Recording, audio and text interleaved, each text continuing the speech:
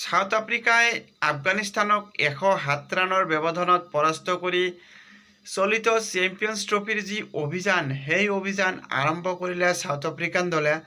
South আফ্ৰিকাই আজিৰ প্ৰদৰ্শনত দেখুৱাই দিলে যে বলিং আৰু বেটিং উভয়তে দলৰ যি মনোবল বা কনফিডেন্স লেভেল কিমান ওপৰত আছে।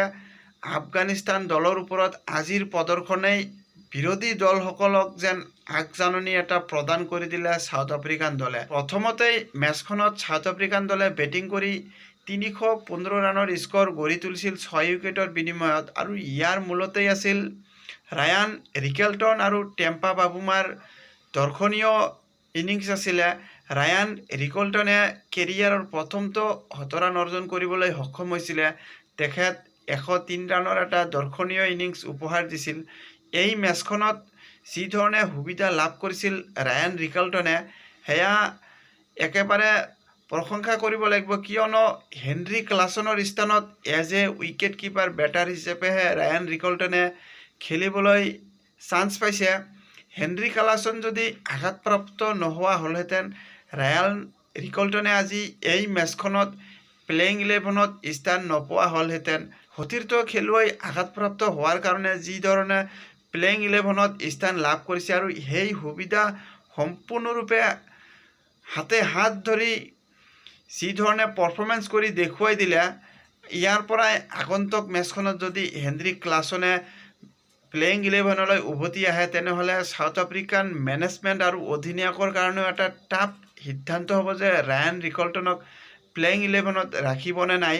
টেম্পা বাবুমাৰ লগত এটা 129 ৰানৰ পাৰ্টনাৰশ্বিপ গঢ়ি তুলিছিল, আৰু এই 129 ৰানৰ পাৰ্টনাৰশ্বিপ গঢ়ি তুলি দলীয় যি স্ক'ৰ, যি ধৰণে ৰান ৰেট মেইনটেইন কৰি চলাই লৈ গৈছিল, মিডিল অৰ্ডাৰ বেটাৰসকলে পিছলৈ আহি যাতে ভালদৰে ফিনিচিং দিব পাৰে, তাৰ কাৰণে এটা প্লেটফৰ্ম ছেট কৰি গৈছিলে, যাৰ কাৰণে মেচখনত শেষলৈকে এডন মাৰাক্ৰমে আহি যি ধৰণে দ্ৰুত গতিত ৰান স্ক'ৰ কৰিছিল, T20ৰ দৰে ফিনিচিং দিব পাৰিছিলে এডন মাৰাক্ৰমে, আৰু 144 ষ্ট্ৰাইক ৰেটত আহি অৰ্ধশতকীয় ইনিংছ উপহাৰ দিছিলে এডন মাৰাক্ৰমে।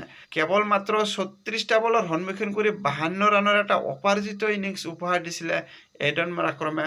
তাৰোপৰি মেচখনত ভাণ্ডাৰ ডুচেনো এটা তুফানী ইনিংছ খেলিছিলে। 46টা বলৰ সন্মুখীন কৰি 52 ৰানৰ যি এই অৰ্ধশতকীয় ইনিংছ খেলিছিল। তাৰোপৰি টেম্পা বাবুমাও 58 ৰানৰ এটা ডাঙৰ ইনিংছ খেলিছিল। আৰু চাব গ'লে সাউথ আফ্ৰিকান দলৰ বেটাৰসকল টপ অৰ্ডাৰে হওক বা মিডিল অৰ্ডাৰ বেটাৰসকলেই হওক ভাল প্ৰদৰ্শন কৰিছিল, যাৰ কাৰণে 315 ৰান গঢ়িবলৈ সক্ষম হৈছিলে।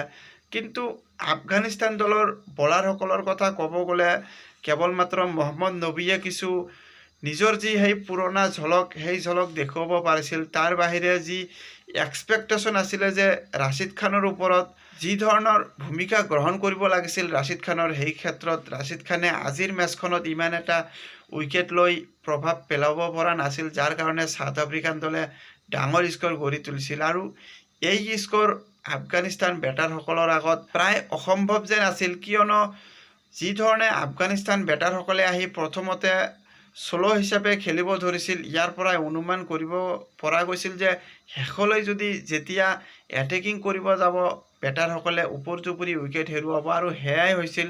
কোনো এজন বেটাৰেই দীঘলীয়া পাৰ্টনাৰশ্বিপ কৰিব নোৱাৰিছিল। কেৱল মাত্ৰ শেষলৈকে ৰেহমত শ্বাহে আহি 4 নম্বৰত যি ধৰণে দলৰ যি স্ক'ৰ আগুৱাই লৈ গৈছিল, সেয়া কেৱল পৰাজয়ৰ ব্যৱধান কমোৱাৰ বাহিৰে একোৱেই নাছিলে। ৰেহমত শ্বাহে অকলে 90 ৰানৰ এটা কেমিঅ' ইনিংছ উপহাৰ দিছিলে। এই ইনিংছ জয় আৰু হাৰৰ যি ব্যৱধানৰ মাজত এটা পাৰ্থক্য, সেই পাৰ্থক্যত কোনো ধৰণৰ প্ৰভাৱ পেলাব পৰা নাছিল। সাউথ আফ্ৰিকান দলৰ বলিং বিভাগৰ কথা ক'ব গ'লে কাগিছো ৰাবাডাৰ কথা ক'ব লাগিব। মিডিল অভাৰ্ছত যি ধৰণে বলিং কৰিছিল, ৰাবাডাই মেচখনত 3টা উইকেট লৈ নিজৰ যি পূৰ্বৰ পৰিচিত নাম, সেই নাম অনুসাৰে প্ৰদৰ্শন কৰি ৰাবাডাই এই টুৰ্ণামেণ্টৰ আৰম্ভণিৰ পূৰ্বেই আগজাননী দিলে যে সাউথ আফ্ৰিকান দলৰ যি বলিং বিভাগ পূৰ্বৰ যি লয়, সেই লয়লৈ আছে। ৰাবাডাৰ উপৰিও লুংগি এনগেডি আৰু মুল্ডাৰেও দুয়ো মিলি দুটাকৈ উইকেট লৈছিল। তাৰোপৰি কেশৱ মহাৰাজাও 10 অভাৰৰ স্পেলত কেৱল মাত্ৰ 45 ৰানহে ব্যয় কৰিছিল আৰু এটা গুৰুত্বপূৰ্ণ উইকেট দখল কৰিছিল। চাব গ'লে সাউথ আফ্ৰিকান দলৰ বেটাৰ আৰু বলাৰ উভয় পক্ষই ভাল প্ৰদৰ্শন কৰি মেচখনত অতি সহজতে জয়লাভ কৰিলে। তো বন্ধুসকল, এয়াই আছিল সাউথ আফ্ৰিকা আৰু আফগানিস্তান দলৰ মেচৰ তথ্য। ভিডিঅ'খন চাই ভাল পালে লাইক আৰু ছাবস্ক্ৰাইব কৰিব, লগতে শ্বেয়াৰ কৰিবলৈ নাপাহৰিব। আপোনালোকে সদায় সহযোগ আগবঢ়াব। আপোনালোকৰ সহযোগৰ জৰিয়তে মই ভিডিঅ' বনোৱাত আৰু অধিক উৎসাহ পাওঁ। ধন্যবাদ।